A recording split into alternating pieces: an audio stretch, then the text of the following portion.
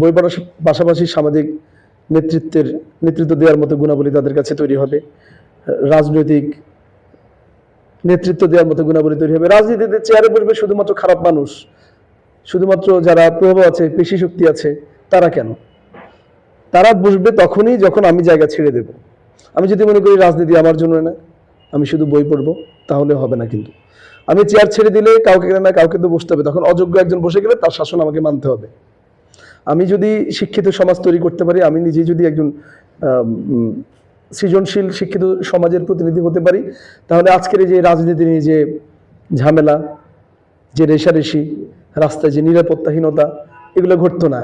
যিনি একজন সত্যিকারের গ্রন্থাগারের পাঠক, তিনি অন্তত মানুষের উপর অত্যাচার করতে পারেন না, তিনি চাঁদাবাজি করতে পারেন না, তিনি সন্ত্রাসী কার্যক্রমে অংশ নিতে পারেন না, তিনি ধর্মীয়ভাবে মানুষকে কষ্ট দিতে পারেন না, ধর্মীয় উস্কানি দিতে পারেন না, পাঠাগার জ্বালিয়ে দিতে পারেন না। এই ঘাটতিগুলো হচ্ছে আমরা আসলে সত্যিকারের মানুষ হতে পারছি না।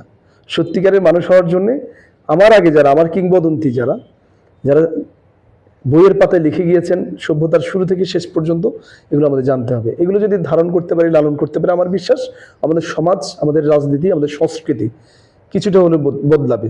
আমি বিশ্বাস করছি যে 100% বদলানো সম্ভব নয়। বিপ্লবটা শুরু হলে অন্তত 30% বদলাবে। এই 30% শুরু করে দেবে 100% বদলানোর কাজ।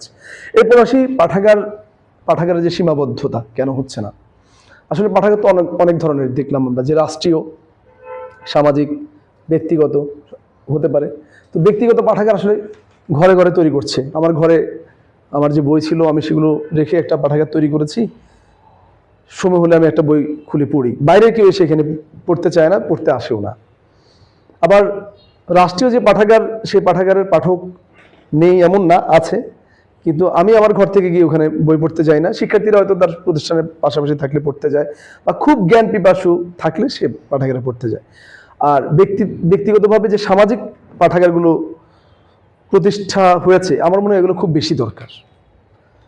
প্রতিটি সমাজে যদি একটি করে পাঠাগার থাকে, প্রত্যেক মানুষের যদি সেই পাঠাগারের সাথে সম্পৃক্ততা থাকে, তাহলে হচ্ছে পাঠক বাড়বে, লেখক বাড়বে, জানার মানুষের সংখ্যাটা বাড়বে।